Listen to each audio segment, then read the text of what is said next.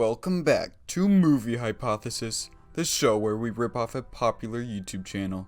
Now, I was just sitting on the couch waiting for a YouTube channel to make a video about my hypothesis when I came to the realization I have a YouTube channel, so here we are.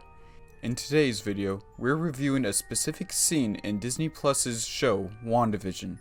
Not only have weird occurrences been happening throughout the episodes, but there was one specific teeny tiny one that no one else is talking about.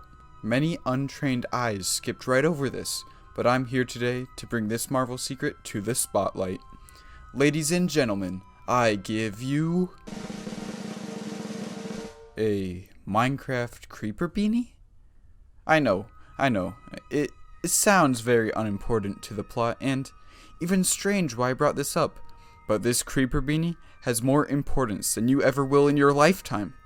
Kidding. I'm kidding. Jeez. That was pretty mean. I'm sorry. Anyways, let me explain. The format of WandaVision has followed a specific rule set throughout each episode. Each episode is set in a different time period of television. For example, Episode 1 mimicked TV shows in the 50s, Episode 2 mimicked TV shows in the 60s, and Episode 3 mimicked TV shows in the 70s, and so on. That brings us to Episode 6, one of the more recent episodes. Episode 6 mimics TV shows set in the early 2000s. Seeing this Minecraft beanie got the gears in my head spinning, and a question formed in my brain. Did Minecraft exist in the early 2000s? As I thought back about this question, I realized that the time period of each episode was very strict on the decade, so we're looking for Minecraft being released before 2010. As I pondered this idea, I quickly realized Google was a thing, and what do you know, Minecraft released November 18th, 2011. Ha! I was right! Minecraft was not a thing yet in the early 2000s, and right as I was about to log off, I noticed below, Minecraft Bedrock was released on August 16th, 2011. Now I thought to myself, that's weird because Minecraft Bedrock was released before Minecraft, but it didn't show up as the first result. I figured that more research was needed because in this case, we are not looking for a specific type of Minecraft. We're looking for just Minecraft because all versions contain creepers in them, which is the image on Tommy's beanie. Isn't that funny? Someone named Tommy enjoying Minecraft? Coincidence? I think not. I see what you did there, director Matt Sharkman. Either that, or I'm going insane trying to write this hypothesis. Anyways, this time I researched for the earliest Minecraft release date, which was Minecraft Classic, released May 17th, 2009. Darn it! I thought I outsmarted a TV show for once. I felt like I won big on Jeopardy! I came so close to a breakthrough, and I just barely missed creating an amazing video making fun of Disney's lack of research. But it was I who was bamboozled. And if you don't know me, I never get bamboozled, so I had to think of a way of twisting this hypothesis into something I can clickbait. Kidding! I'm kidding again, jeez. But I may not be looking in a certain person's direction. Anyways, I knew I couldn't stop here. It just didn't feel right, and more ideas started to form in my head. Yes, the initial release date fits within the WandaVision episode, but what about the beanie?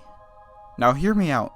We know from episode 5 that Wanda warps all people and clothing into styles that fit the time period.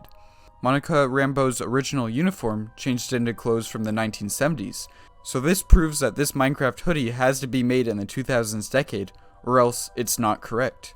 And personally, I find that hard to believe, so let's see what the research has to say.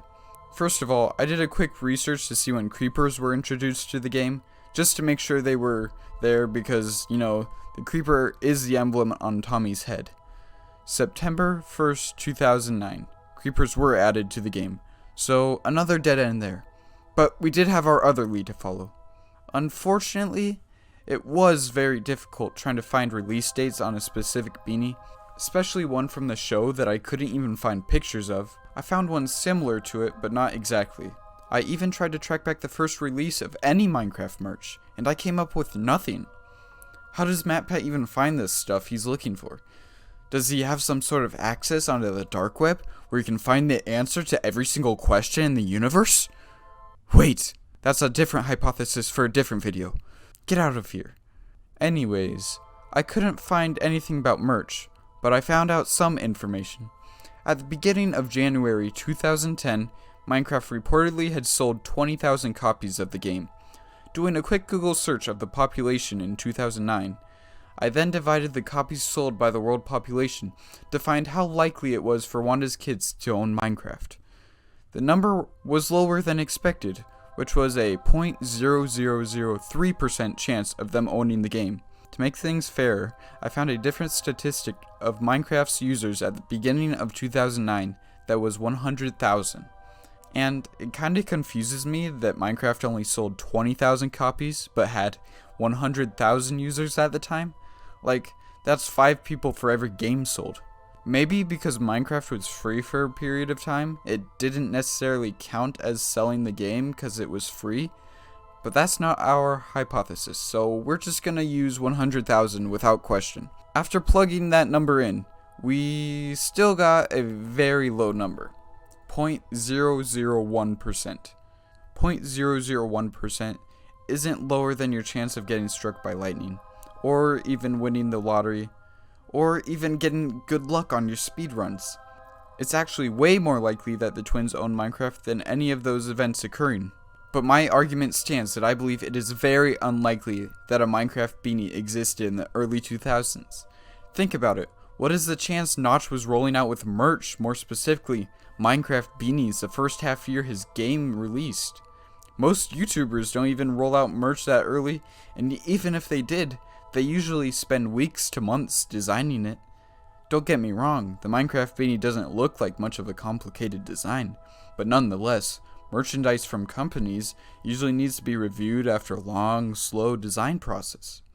I am certain this thing did not exist in Wanda's time period, which further proves older theories that Wanda is not in control of her kids, Tommy and Billy. Think about it, Wanda is very strict about having things her way in Westview, specifically the time period of her episodes. Since she has no control over Billy and Tommy, we see them break the rules time after time. This brings the question, where did Billy and Tommy come from?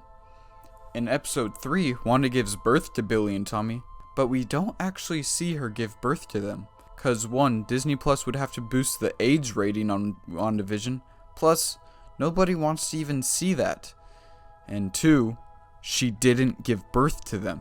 We cannot prove she did because we did not see it happen, and we know from episode 7, sketchy things can happen right off camera. And if Wanda is really mimicking real-life shows, the babies and children aren't usually the biological children of the on-screen mother in most sitcoms. Even if she did give birth to them, Tommy and Billy grow up way faster than any normal child, which brings the possibility of the twins being replaced with older versions of them. Imposters. These imposters came from the outside of Wanda's bubble, the present day. A time where Minecraft is a popular and thriving game, where tons of merchandise exists. So, I believe these twins were sent by some outside force to mess with Wanda. Super twins that came from a super villain? Many supervillains have already been suspected of controlling Wanda. Mephisto, Magneto, even Dr. Doom. However, I don't think any of these villains are controlling Wanda. And it's not Agatha either. We see that she controls other people, but not Wanda, until the very end of episode 7. But I think the true supervillain that will be revealed at the end of WandaVision is Ultron. Yes, the man, or robot, I guess, that was defeated in Avengers Age of Ultron has returned to do some more evil. Ultron has already been suspected of still being alive.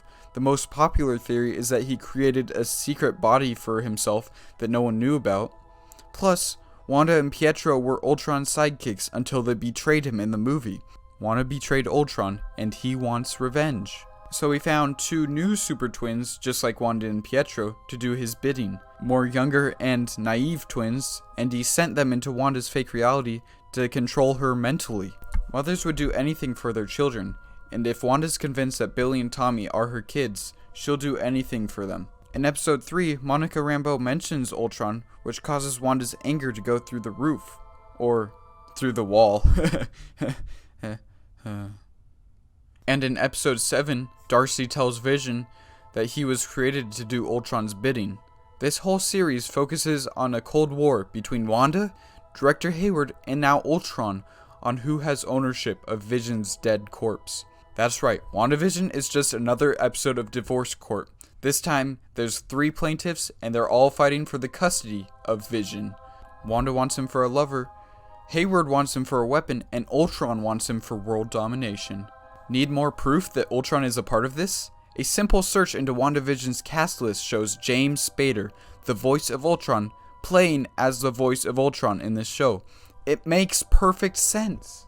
That, ladies and gentlemen, is what I believe is to be the huge plot twist of WandaVision. In these last 2 episodes, we'll see the return of Ultron and find out the conclusion between this custody lawsuit. Even though Agatha Harkness is now a part of this and doing her own thing, maybe she wants Vision too. Would that make this a 4-way court case? Wait, that's a real thing? But that's just a hypothesis.